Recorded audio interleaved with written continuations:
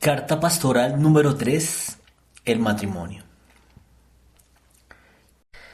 Pronto se cumplirán 20 años desde que nuestro Santo Padre, el Papa Pío XI, escribiera en su memorable encíclica Casti Connubii estas palabras: no es ya de un modo solapado, ni en la oscuridad, sino que también en público, depuesto todo sentimiento de pudor, lo mismo de viva voz que por escrito, ya en la escena, con representaciones de todo género, ya por medio de novelas, de cuentos amatorios y comedias, del cinematógrafo, de discursos radiados, en fin, de todos los inventos de la ciencia moderna.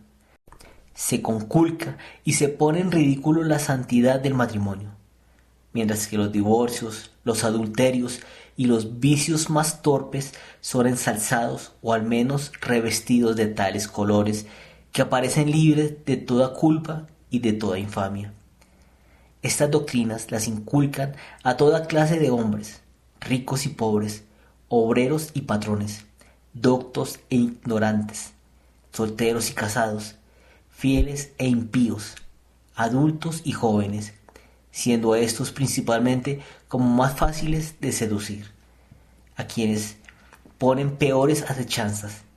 Y agregaba el Papa Pío XI: nos, pues, a quien el padre familia puso por custodia de su campo, a quien urge el oficio sacrosanto de procurar que la buena semilla no sea sofocada con hierbas venenosas, juzgamos como a nos, dirigidas por el Espíritu Santo, aquellas gravísimas palabras con las cuales el apóstol San Pablo exhortaba a su amado Timoteo: tú, en cambio, vigila, cumple tu ministerio, predica, insta oportuna e inoportunamente, arguye, súplica, increpa con toda paciencia y doctrina.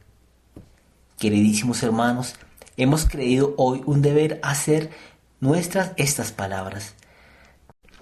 No pasan semanas, sino días, que no tengamos que deplorar el espectáculo de hogares desunidos, de uniones quebrantadas, cuya separación es más definitiva por otras uniones adúlteras, o que no tengamos que comprobar la ilegitimidad de uniones que se podría creer regulares.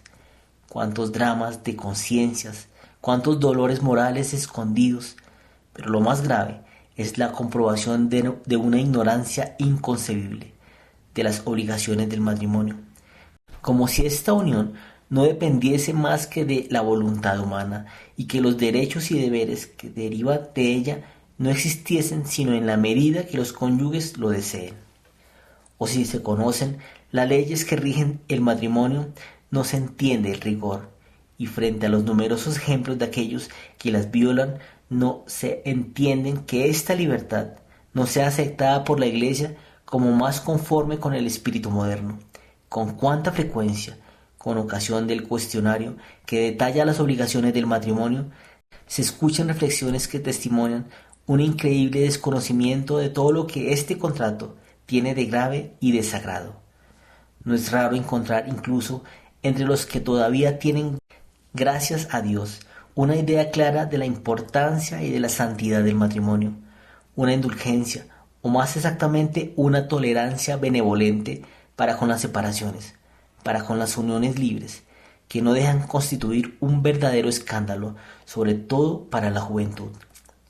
Con la asistencia al cine y a espectáculos que ofrecen todo aquello que es contrario a las buenas costumbres y a la santidad del matrimonio, termina por acostumbrarse a todo lo que tendría que ser mirado como un objeto de reprobación. Incluso en algunos hogares católicos, las conversaciones sobre estos temas son frecuentes y no revelan ninguna desaprobación, con gran daño para los jóvenes que las escuchan. No se teme introducir en el hogar revistas o novelas donde el matrimonio estable, indefectible, es ridiculizado en provecho de la unión egoísta y pasajera. Basta con ver con qué apresuramiento compran el Reader's Digest, en el cual el matrimonio está siempre presentado bajo sus aspectos más materialistas. Acostumbrarse los ámbitos católicos a las ideas falsas difundidas por los no católicos es gravemente nociva a la santidad del matrimonio. ¿Cuántos hogares serían más dignos, más unidos, más apaciguados si el esposo buscase la sana recreación en lugar de darse a la bebida? Si la mujer fuese más modesta en lugar de entregarse a las vanidades. Frente a estas comprobaciones, queridísimos hermanos, hemos pensado que era urgente recordarles brevemente los principios eternos que rigen el matrimonio, indicando particularmente su origen y sus propiedades esenciales. Primero, el matrimonio, ¿es de origen humano o divino? Dice nuestro Santo Padre Pío XI, no fue instituido ni restaurado por obra de hombres, sino por obra divina. No fue protegido, confirmado, ni elevado con leyes humanas, sino con leyes del mismo Dios, autor de la naturaleza y de su restaurador, Cristo Señor nuestro. Por lo tanto, sus leyes no pueden estar sujetas al arbitrio de ningún hombre, ni siquiera al acuerdo contrario con los mismos cónyuges. Mas, aunque el matrimonio sea de institución divina, por su misma naturaleza, con todo, la voluntad humana tiene también en él su parte, y por cierto, nobilísima, porque todo matrimonio, en cuanto que es unión conyugal entre un determinado hombre y una determinada mujer, no se realiza sin el libre consentimiento de ambos esposos. Es cierto que esta libertad no da más atribuciones a los cónyuges que las de determinarse o no a contraer matrimonio, y a contraerlo precisamente con tal o cual persona. Pero la naturaleza del matrimonio está totalmente fuera de los límites de la libertad del hombre, de tal suerte que si alguien ha contraído ya matrimonio, se halla sujeto a sus leyes y propiedades esenciales. De este modo, la unión santa del matrimonio verdadero está constituida en su conjunto por la voluntad divina y por la voluntad humana. De Dios vienen la institución misma del matrimonio, sus fines, sus leyes, sus vínculos. Los hombres son autores de los matrimonios particulares a los cuales están ligados los deberes y los bienes establecidos por Dios. Tal es el verdadero origen del matrimonio, como Dios lo ha querido desde toda la eternidad. Todo lo que los hombres puedan decir o escribir sobre este tema no cambiará nada a estas verdades enseñadas por la Iglesia. Segundo, ¿cuáles son las propiedades del matrimonio? El sentido común, que es la expresión de la verdadera sabiduría, y las sagradas escrituras con la tradición, nos enseñan que son dos, la unidad y la indisolubilidad. Estas dos propiedades, que descartan por una parte la presencia de una tercera persona en el matrimonio y por otra parte la posibilidad de romper el vínculo establecido por el contrato concluido entre los dos cónyuges, encuentran su raíz profunda en la naturaleza humana establecida por Dios, la naturaleza misma del contrato matrimonial, la de constituir la sociedad familiar por la presencia de los hijos.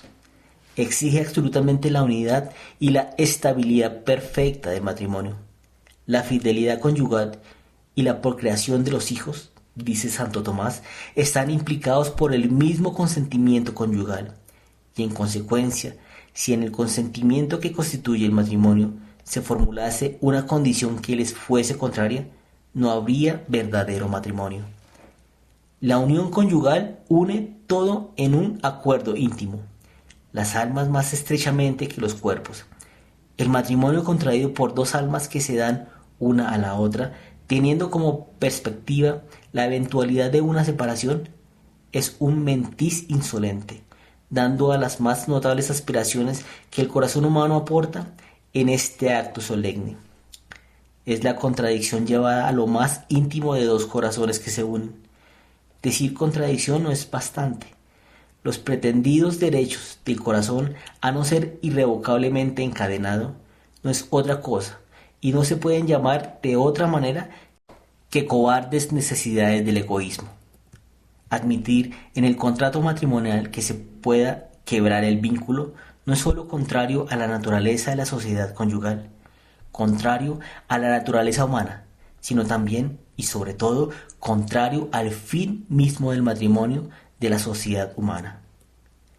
¿Qué sucederá en efecto con los hijos, esos seres divididos, más tristes que los huérfanos, que sacan del afecto por su madre el odio para con su padre y que aprenden de su padre a maldecir a su madre?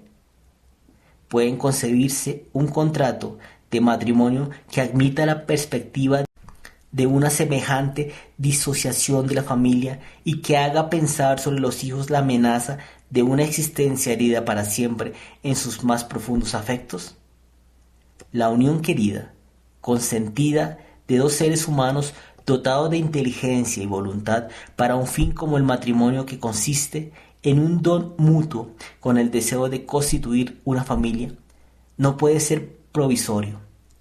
Iluminado sobre la gravedad del contrato matrimonial por las luces de la razón, ¿cómo extrañarse que nuestro Señor haya hecho de ese mismo consentimiento un signo sagrado, fuente abundante de gracias, un verdadero sacramento, cuyos ministros son los mismos cónyuges? Por su gracia, por su virtud todopoderosa, nuestro Señor da a ese acto solemne la nobleza, la elevación que tuvo al origen. Cuando nuestro Señor dio su verdadera perfección al matrimonio, cuando le confió una gracia particular, renovó el fundamento de la sociedad, de corrupta, de disuelta que era, la elevó y la purificó. Lo que Dios ha unido, proclama nuestro Señor, no lo separe el hombre. Todo hombre que repudia a su mujer y se casa con otra, comete adulterio. Y el que se casa con una repudiada, comete adulterio. Estas palabras no dejan ninguna duda sobre la estabilidad necesaria del matrimonio. La Santa Iglesia siempre ha sido fiel a estas afirmaciones de nuestro Señor, y su fe nunca ha cambiado, incluso al precio de los cismas más graves. El Concilio de Trento afirma: si alguno dijese que por causa de herejía o por cohabitación molesta o culpable ausencia del cónyuge, el vínculo del matrimonio puede disolverse, sea anatema.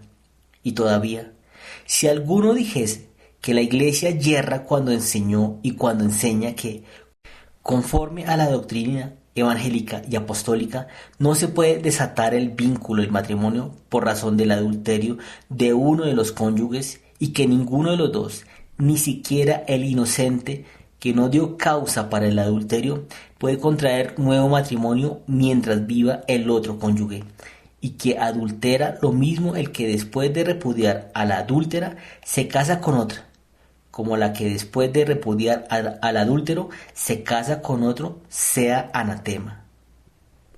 ¿Cuánto debemos agradecer a la Iglesia por mantener, por su doctrina, una muralla infranqueable a los asaltos de aquellos que quieren arruinar la familia y la sociedad? Única guardiana de la verdad, ha conservado a los hogares una base inquebrantable. Esta es una prueba evidente de la santidad y la perennidad de la Iglesia. A todas estas enseñanzas de la razón, de las Sagradas Escrituras y de la tradición, podríamos agregar las pruebas de la expresión, desde que la ley impía, votada en 1884 en Francia, ofreció la ilusión de una legalidad a las separaciones. Estas se han multiplicado a un ritmo siempre creciente, y con ellas todas las consecuencias de la inmoralidad, de la cual pueden testimoniar con abundancia los tribunales. Pero más que deplorar los efectos demasiado conocidos del olvido de la santidad del matrimonio, consideremos ahora lo que debemos hacer para restituirle toda su dignidad. Primero, tenemos que meditar los designios de Dios sobre el matrimonio, creador y gobernador del universo. Dios no ha hecho nada sin razón, y a toda criatura le ha dado leyes inscritas en la misma naturaleza con que la dotó, para que se obtenga la restauración universal y permanente del matrimonio. Dice nuestro Santo Padre el Papa Pío XI, es de la mayor importancia que se instruya bien sobre él mismo a los fieles, y esto de palabra y por escrito, no rara vez y por encima, sino a menudo y con solidez, con razones profundas y claras. Que sepan y mediten con frecuencia cuán grande sabiduría, santidad y bondad mostró Dios hacia los hombres, tanto al instituir el matrimonio como al protegerlo con leyes sagradas, y mucho más al elevarlo a la admirable dignidad del sacramento. Pero, ¿de qué serviría este conocimiento del matrimonio si los padres cristianos no preservasen a sus hijos de todo aquello que puede destruir en ellos una alta y santa idea de la unión de su padre y madre? Sobre este punto, ¿cuántos errores circulan aún en los ámbitos cristianos? Se preconizan nuevos métodos en el sentido que se juzga bueno familiarizar al niño con la idea del vicio a fin de preservarlo de él con mayor seguridad. Sin embargo, ¿se inoculan vacunas para adultos en organismos jóvenes? Esto causa en esas almas muy impresionables un grave escándalo, muchas veces irreparable. En cuanto a la preparación próxima del matrimonio, dice una vez más Pío XI, pertenece de una manera especial la elección del consorte, porque de aquí depende en gran parte la felicidad del futuro matrimonio, para que no padezcan las consecuencias de una imprudente elección. Deliberen seriamente los que desean casarse antes de elegir la persona con la que han de convivir para siempre. Y en esta deliberación tengan presentes las consecuencias que se derivan del matrimonio. En orden, en primer lugar, a la verdadera religión de Cristo. Y además, en orden a sí mismo, al otro cónyuge, a la futura prole y a la sociedad humana y civil.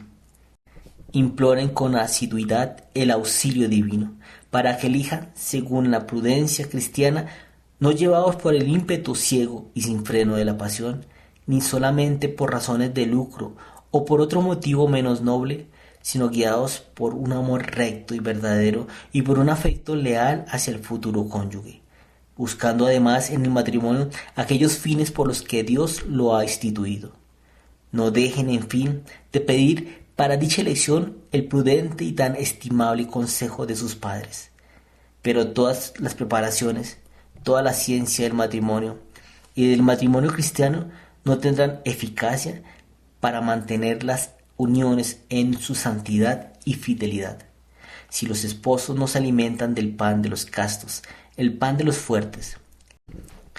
La Eucaristía establece el equilibrio en la sensibilidad, templando el fuego devorador de nuestros deseos, disminuyendo el absolutismo de su tiranía, aumentando el imperio de la razón, de tal manera que, como dice San Pablo, la vida de Jesucristo se manifieste en nuestros cuerpos, en la unión con nuestro Señor Jesucristo, en la atmósfera de la Sagrada Familia. Es donde los esposos encontrarán el secreto de la unión estable y feliz. Practicarán el sostén y la ayuda mutua cotidiana. Ofrecerán a sus hijos y a la sociedad el ejemplo de una vida en la cual el cuerpo está sumiso a la razón al alma y el alma a Dios, cumpliendo en ello, por la gracia de Jesucristo, los designios de Dios sobre la humanidad. Que gusten repetir esta frase de San Pablo: que el Señor me revista del hombre nuevo, creado según Dios en la justicia y santidad de la verdad, esperando el día en que su unión, que habrá crecido con los años, encuentre en Dios su pleno desarrollo por la eternidad. Monseñor Marcel Lefebvre, Carta Pastoral, Dakar, 11 de febrero de 1950.